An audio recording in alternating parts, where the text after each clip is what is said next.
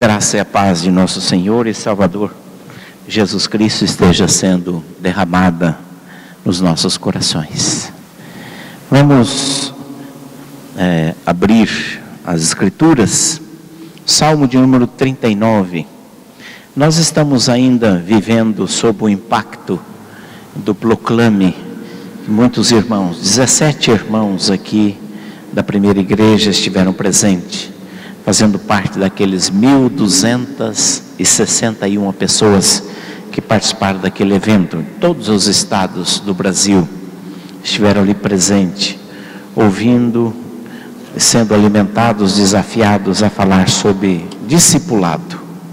E dentro desse espírito ainda nós queremos estar conversando com os irmãos. Mas abra sua Bíblia, Salmo 39. Vamos fazer a leitura deste salmo. Amém? Disse comigo mesmo: guardarei os meus caminhos para não pecar com a língua. Porém mordaça a minha boca enquanto estiver na minha presença o ímpio. Emudeci em silêncio, calei acerca do bem, e a minha dor se agravou. Esbraseou-se no peito o coração. Enquanto eu meditava, ateou-se o fogo. Então disse eu com a própria língua: dá-me a conhecer, Senhor, o meu fim. Qual é a soma dos meus dias, para que eu reconheça a minha fragilidade? Deste aos meus dias o comprimento de alguns palmos à tua presença. O prazo da minha vida é nada. Na verdade, todo homem, por mais firme que esteja, é pura vaidade. Com efeito, passa o homem como a sombra, em vão se inquieta. Amontoa tesouros e não sabe quem os levará. Eu, Senhor, que espero? Tu és a minha esperança. Livra-me de todas as minhas iniquidades. Não me faças o opróbrio do insensato. Emudeço, não abro os lábios, porque tu fizeste isso. Tira de sobre mim o teu flagelo. Pelo golpe de tua mão estou consumido. Quando castigas o homem com repreensões por causa da iniquidade, destróis nele como traça o que tem de precioso. Com efeito, todo homem é pura vaidade. Ouve, Senhor, a minha oração. Escuta-me quando grito por socorro. Não te emudeças à vista das minhas lágrimas, porque sou forasteiro à tua presença, peregrino como todos os meus pais o foram. Desvia de mim o olhar, para que eu tome alento, antes que eu passe e deixe de existir. Oremos. Pai, nós estamos reunidos mais uma vez neste dia e neste lugar, que é consagrado, separado das demais atividades, para o estudo, a adoração, o louvor, a oração em conjunto. E agora que lemos a tua palavra, nós te pedimos que o teu Santo Espírito, o Mestre que traz à memória tudo aquilo que o Senhor Jesus ensinou e que nós precisamos aprender, o teu Santo Espírito encontre liberdade, teu Santo Espírito encontre nos nossos corações uma terra sedenta, que acolha com alegria a chuva e também a boa semente. Ó Deus, ensina-nos, ó Deus, edifica-nos e ajuda-nos sobre todas as coisas, não só a entender, mas também a disposição da obediência, da prática da tua palavra. No nome de Jesus, por quem oramos hoje e sempre. Amém. Com efeito, passa o homem como uma sombra, em vão se inquieta, amontoa tesouros e não sabe quem os levará. Com certeza vocês já ouviram o bordão da publicidade que se tornou comum: sabe de nada, inocente, né? Você sempre usa essa expressão para se referir a um pobre coitado que está viajando, que está imaginando coisas e assim por diante. Perto de onde nós moramos em São Paulo, eu tenho observado, existem alguns andarilhos.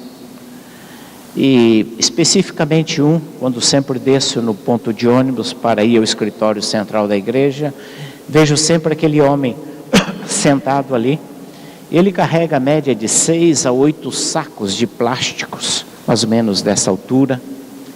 E eu sempre observo dentro daqueles sacos de plásticos estão outros sacos de plásticos. Em resumo, lixo.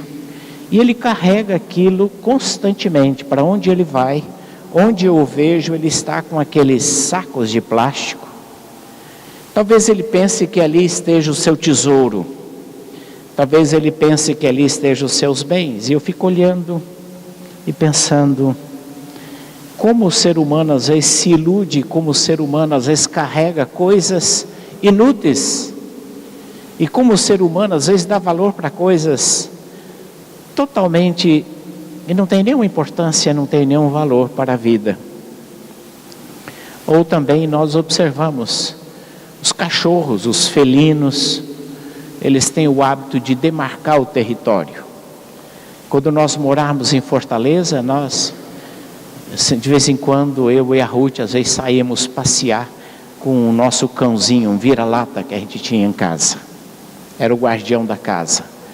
E nós saímos com ele, e ele, apressado, puxava a gente em direção ao primeiro poste, demarcando ali o seu território. E o outro poste, outro poste, outro poste. E ele, todo o roteiro, ele estava demarcando, como dizendo, aqui é o meu território. E eu olhava para ele e pensava, sabe de nada. Porque o outro cachorro que vinha depois fazia o mesmo no mesmo lugar, dizendo, isso aqui é o meu. E o outro vinha depois e diz, esse território é meu. Mas ele, na ilusão que o território era dele, que ele passou por ali, ele fazia isto de maneira mecânica, automática, todos os dias, todas as vezes que passasse por aquele lugar.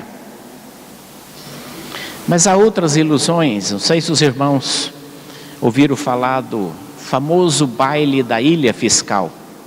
Quem não faltou essa aula de história do Brasil, deve lembrar. Este famoso baile da Ilha Fiscal aconteceu numa ilha no Rio de Janeiro, chamado Ilha Fiscal. E esse baile aconteceu no dia 20 de outubro de 1889. Portanto, 25 dias antes da proclamação da República. Os militares estavam tramando a derrubada do Império. Mas o Visconde de Ouro Preto fez esta grande festa para demonstrar o prestígio do Império e da nobreza brasileira. Calcula-se que mais de 3.000 convidados estiveram presentes naquele baile. E aquele baile foi um banquete extraordinário. Comidas exóticas do mundo inteiro. Milhares de comidas nobres foram servidas ali. E os nobres convidados de vários países chegavam no meio daquela pompa e circunstância. Estima-se que tenha se gasto 10% do orçamento da União para combater as obras da contra-seca no Ceará. 10% foi gasto naquele baile. Grande pompa, grande celebração, grandes celebridades, mas naquele mesmo dia, naquela mesma noite, os militares, Benjamin Constant, Marechal Deodoro, talvez diziam para o imperador, sabe de nada, inocente, porque o império estava no seu ocaso, como de fato aconteceu. E assim, não é só a história, os fatos, mas a Bíblia está repleta de episódios que ilustram a insensatez do coração humano. Foi Jesus que disse no Evangelho segundo São Lucas, no capítulo 17, ele diz, nos dias de Noé, a exemplo do baile da Ilha Fiscal, As pessoas comiam, bebiam, casavam, davam-se em casamento, até o dia que Noé entrou na arca e veio o dilúvio e destruiu a todos. O mesmo aconteceu nos dias de Ló. Comiam, bebiam, compravam, vendiam, plantavam, edificavam. Mas o dia que Ló saiu de Sodoma, choveu do céu fogo e enxofre e destruiu a todos. Há outros exemplos que Jesus também contou, a parábola daquele homem que, tendo um campo, ele ampliou a sua propriedade, de maneira que ele teve uma colheita extraordinária, e diante de uma grande colheita, fruto do seu trabalho, ele derrubou os celeiros, e ele construiu celeiros maiores, e ele disse: então direi à minha alma, tens em depósito muitos bens para muitos anos, descansa, come, bebe, regala-te. Mas Deus lhe disse: sabe de nada, inocente, você é louco, porque o que tens preparado, para que será? Esta noite pedirão a tua alma, e o que você vai fazer com o que você acumulou? Interessante como às vezes as conquistas humanas, elas são frágeis, elas são tão voláteis, elas se dissolvem. Há um exemplo bíblico, o exemplo de Daniel. Quando Daniel interpretou o sonho de Belsazar, aquele grande banquete que ele viu, a mão escrita na parede: pesado foste na balança, e achado fostes em falta. O teu reino foi dividido. E ele não conseguia entender, e Daniel foi chamado. Depois os muitos sábios tentarem interpretar aquela escrita na parede, e Daniel interpretou. Mesmo que aquilo era uma sentença de morte, o rei Belsazar mandou que vestisse Daniel de púrpura, e lhe pusesse uma cadeia de ouro no pescoço, e ele proclamasse que passaria a ser o terceiro no governo do seu reino. Mas naquela mesma noite, Belsazar foi morto, e o rei Dario, do império Medo-Persa, conquistou e dominou a Babilônia. Aquela glória de Daniel foi tão volátil, tão temporária, tão circunstancial, que durou sequer uma noite. Isto é uma demonstração de como às vezes as glórias, as honras, as aquisições, aquilo que o ser humano pensa que é definitivo, que é tão valioso, aquilo é a demonstração de como, de repente, como um vento, aquilo se dissolve, desaparece, e tudo que nós julgávamos ter de importância foi-se. Mas lá na Bíblia também, exemplos de atitudes sensatas. É o caso de José do Egito, que nós já tivemos a oportunidade de tratar aqui em outra ocasião. José foi governador, homem importante no Egito. Foi o segundo homem depois do faraó. Muita influência, e abençoou o Egito, abençoou o seu povo. Mas é interessante que José, antes de morrer, ele disse aos seus irmãos: eu morro, porém Deus certamente vos visitará e vos fará subir desta terra para a terra que ele jurou a dar a Abraão, a Isaque e a Jacó. E José fez jurar aos filhos de Israel, dizendo: certamente Deus vos visitará e fareis transportar os meus ossos daqui. Interessante, José poderia dizer: olha, foi muito bom esse passado, mas eu prefiro construir uma pirâmide para viver o resto da minha herança, da minha vida aqui no Egito. Mas ele tinha consciência que aqui ele era tão temporário, passageiro, e que ali não era o seu lugar de morada definitiva. Ele estava de passagem, era temporário, era peregrino no Egito. Mesmo com honra, poder, sucesso, ele tinha noção que Deus tinha um outro plano, e que o plano de Deus não se reduzia àquela glória momentânea, presente que ele teve ali no Egito. Na verdade, irmãos, nós temos dificuldade de discernir,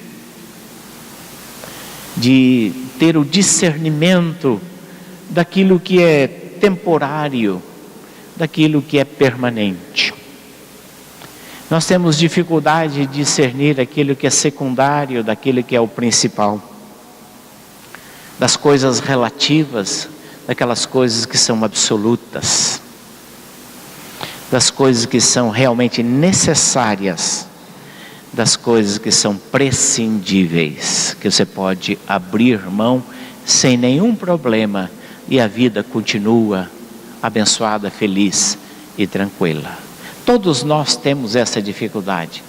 Todos nós nos perdemos nesse processo de discernir e de enxergar aquilo que realmente conta, aquilo que é decisivo, aquilo que realmente vale a pena.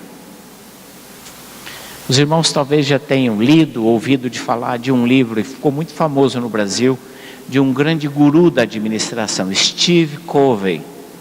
O primeiro grande livro dele, que foi escrito, sucesso absoluto de venda no Brasil, foi Os 7 Hábitos das Pessoas Eficazes.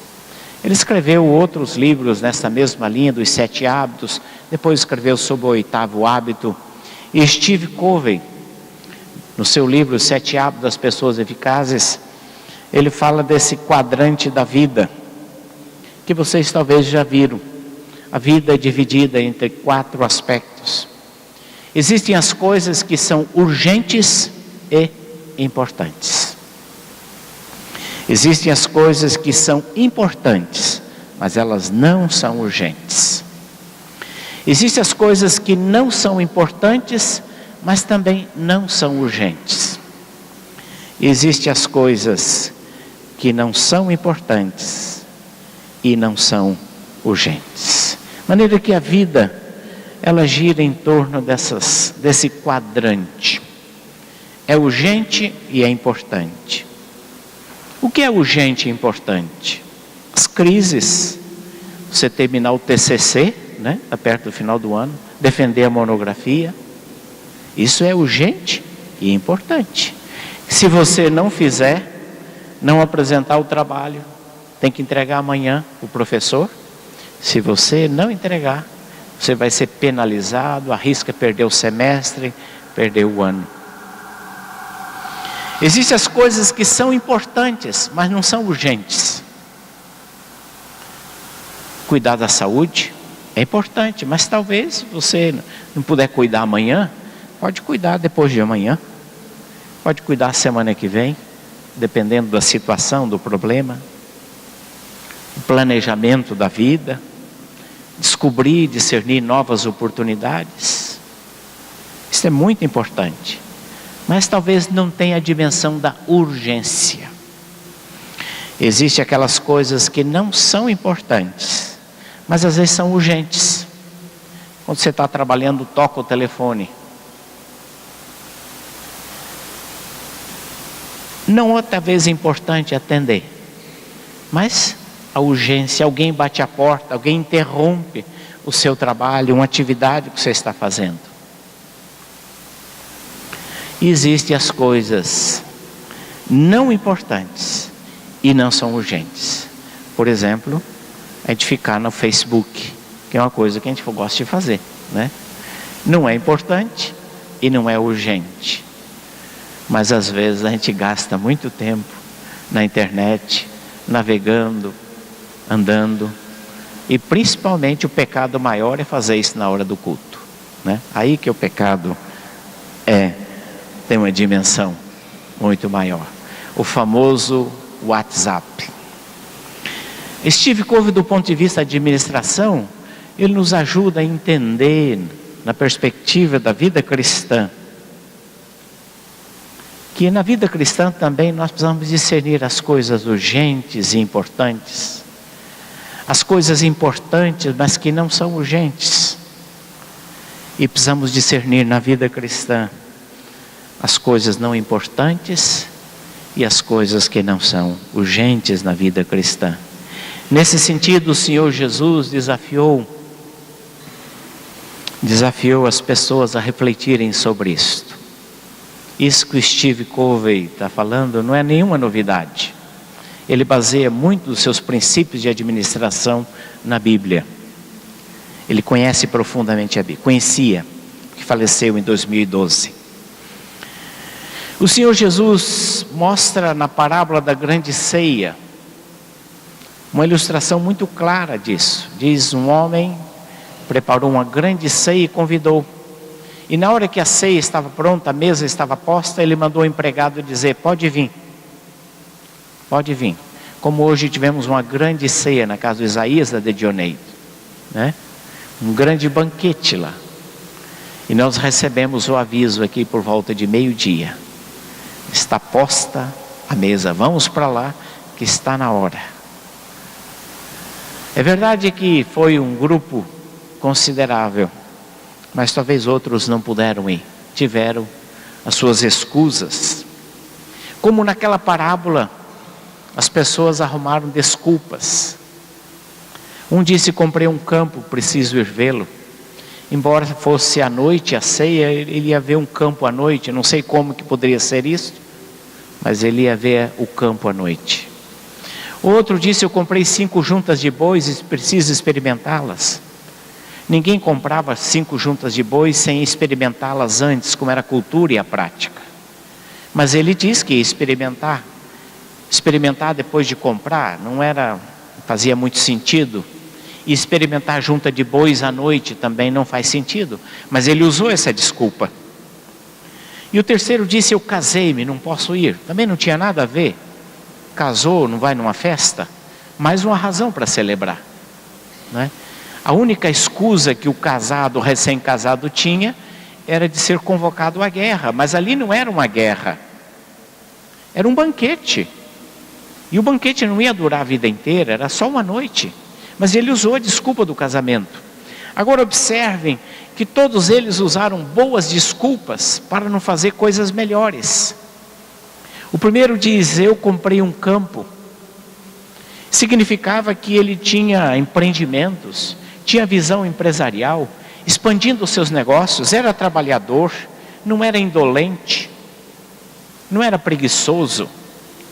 O segundo disse: eu comprei 5 juntas de bois. Significava também que ele tinha desejo de ampliar, de trabalhar, de crescer, e que não era preguiçoso, porque a Bíblia condena a preguiça e a Bíblia estimula a prudência. E nós entendemos pela Bíblia que Deus nos dá dons e talentos e nós devemos negociar e ampliar a nossa capacidade e ampliar os nossos negócios. Isso é bíblico, é saudável do ponto de vista bíblico. E o terceiro fez uma coisa excelente: casar-se, porque casar-se é um mandamento divino. Foi Deus que inventou o casamento. Diz: eu casei e não posso ir. Mas ele estava usando uma coisa boa para não ir numa coisa melhor, excelente. Na verdade, quando Jesus contou esta parábola, ele está denunciando o problema das prioridades. É como o ser humano às vezes se ilude por coisas que estão à sua vista. Ele se perde na organização das suas prioridades. E ele se confunde e às vezes ele deixa de fazer coisas excelentes. Porque às vezes vai fazer coisas boas na hora errada. É como às vezes os jovens da igreja que eu pastoreei em Fortaleza, às vezes faltavam no culto domingo à noite e eu perguntava: o que aconteceu? Mandava uma mensagem lá pelo Face: o que aconteceu? Senti sua falta. E eu estava estudando para a prova. Coisa excelente estudar para a prova, porque é pecado pescar. Mas você deixar de vir ao culto, de participar, está estudando na hora errada. Além disso, marmelada na hora da morte mata, né? Na verdade, nós nos perdemos às vezes nesse discernimento do importante, do urgente.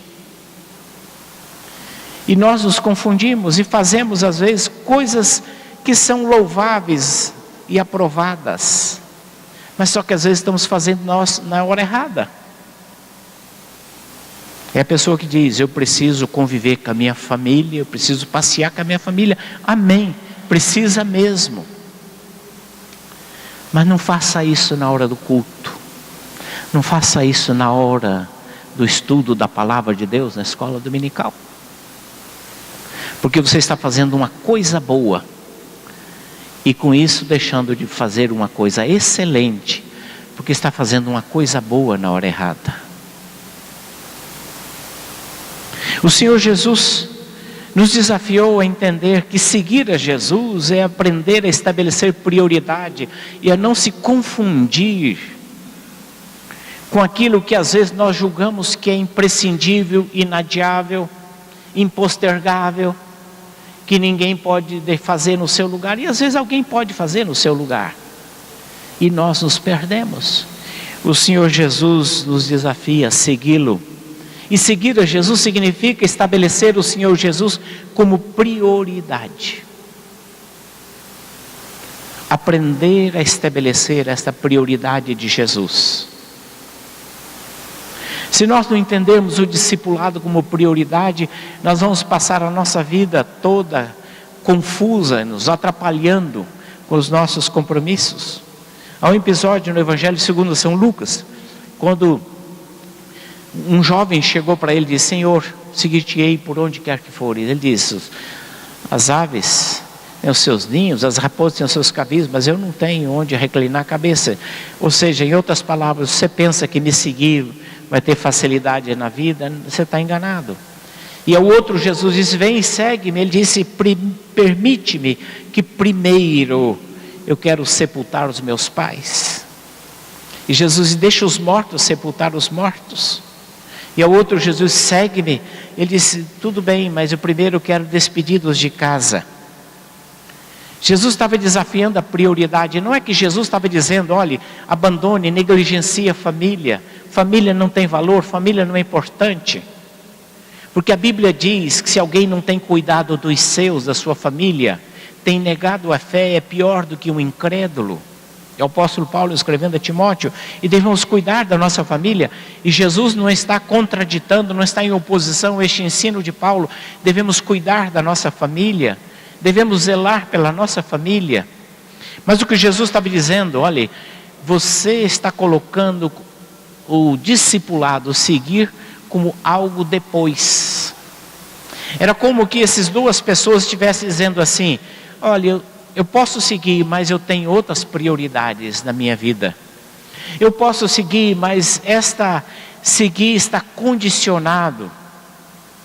Depende de, se a família concordar, se a família aprovar, se a família consentir, se não criar atrito com a minha família. Eu já me deparei com pessoas que têm aguardar a sua decisão por Cristo, de envolver-se na igreja, por conta às vezes da família, para não magoar a família, para às vezes não se colocar contra a família. E é muito bom viver em paz com a família, mas há determinadas decisões, principalmente nessas de seguir a Cristo, que muitas vezes é preciso se opor. É preciso, às vezes, você vai ficar sozinho na decisão. E é isso que precisamos entender, que a prioridade de seguir a Cristo não pode ser negociada, não pode ser condicionada, não pode ser estabelecida sob reservas, sob determinadas circunstâncias, se der tempo, se for possível, se não for incômodo, se não atrapalhar, se não mexer com o seu esquema de vida, então eu posso, então eu farei. O que Jesus pede de nós é esse espírito de decisão. Eu vou, custe o que custar. É isso que Ele pede de nós, essa prioridade que às vezes nós como seres humanos não sabemos estabelecer. Algumas perguntas são necessárias para nós, para não vivermos iludidos. Onde nós concentramos e gastamos os nossos esforços? Onde estão os nossos esforços como ser humano, como profissional, como pessoa? Onde está o nosso coração? Jesus disse: onde estiver o vosso tesouro, aí estará o vosso coração. O que é o nosso tesouro? Porque nós nos tornamos semelhantes ao que adoramos. O Salmo 115, ao falar dos ídolos, diz: tornem-se semelhantes os que o fazem e os que o adoram. Você se torna semelhante àquilo que você adora. Se você adora o Senhor Jesus, você vai se tornando igual ao Senhor Jesus. Se você adora o dinheiro, o seu trabalho, o sucesso, o poder, a influência, a posição social, você vai se tornando semelhante àquilo que você adora, àquilo que você valoriza. Onde que nós podemos achar a sabedoria para discernir o importante do não importante, do desnecessário, do secundário? O Salmo 19 nos ajuda. Quem há que possa discernir as próprias faltas? Absolve-me tu das que me são ocultas. Também da soberba guarda o teu servo, que ela não me domine. Então serei irrepreensível e ficarei livre de grande transgressão. Nem sempre entendemos os nossos erros, equívocos. Mas quando a gente estuda a palavra de Deus, e quando a gente busca Deus em oração, Deus vai nos ajudando e vai nos orientando nessa caminhada. Salmo 39 que nós lemos: dá-me, Senhor, a conhecer o meu fim, qual é a soma dos meus dias, para que eu reconheça a minha fragilidade. Esta oração que todos nós deveríamos fazer. Senhor, dá-me discernimento, para que eu não perca tempo com aquilo que é absolutamente secundário, desnecessário e sem nenhum valor. Mas esse processo é um processo que a gente faz junto com o povo de Deus, porque muitas vezes Deus usa pessoas para te chamar a atenção. Muitas vezes Deus não fala direto para você, Deus fala através de uma pessoa. A graça de Deus chega a você através de olhos, mãos, rosto, pés, cheiro, sotaques. É assim que muitas vezes a graça de Deus chega a nós. E o Senhor Jesus disse: buscai o seu reino e a sua justiça em primeiro lugar, que as demais coisas vão achar o seu espaço, vão se encaixar. As demais coisas vão encontrar o seu devida dimensão e lugar na nossa vida. Busque o reino de Deus. Coloque Deus em primeiro lugar. Que Deus ajuda você a se orientar nas coisas que devem ser priorizadas. Eu queria agora pedir para passar um vídeo.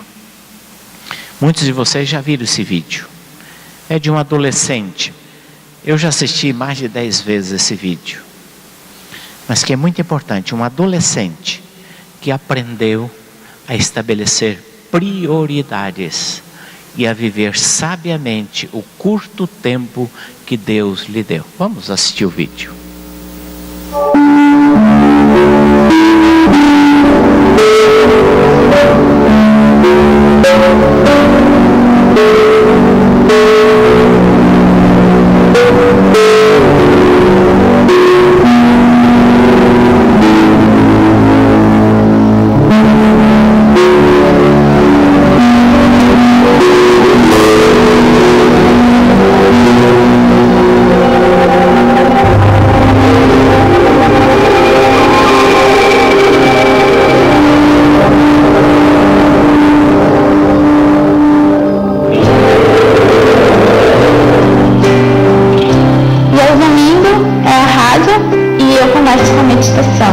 Tem o tempinho das crianças, onde eu conto historinhas infantis. Depois vem os brindes, e assim é o programa de todos os domingos. Segunda-feira de manhã eu estudo, e à tarde a gente faz bastante trabalho missionário. Terça-feira eu visito o asilo. E lá a gente canta, a gente ora, a gente brinca. Tem algumas pessoas até que são sozinhas, assim, sabe, que se abrem bastante com a gente. Quarta-feira a gente se reúne na minha casa para fazer a cooperativa. A gente faz telha, decupagem, a gente faz biscuit e vidros, a gente faz porta-retrato de EVA, a gente faz linha de geladeira, várias coisas de artesanato, porque as famílias que trabalham na cooperativa são famílias bem carentes. terça-feira eu montei um grupo de oração intercessória. Então cada criança pega esse pedido de oração que vem de várias igrejas e ora por esse nome que pegou no papelzinho. Essa oração intercessória é bem interessante porque muitos pedidos já foram respondidos através das nossas orações, né? Porque a oração tem poder. Aos sábados, eu me acordo um pouquinho mais cedo e convido algumas crianças para irem à igreja. Essa é minha semana, né? No sábado, na mesma semana, eu me batizei e na outra quinta eu montei meu pequeno grupo. A primeira pessoa que eu fui foi no Robert. Disse assim: Robert, tu vai ser muito importante para o pequeno grupo, Robert.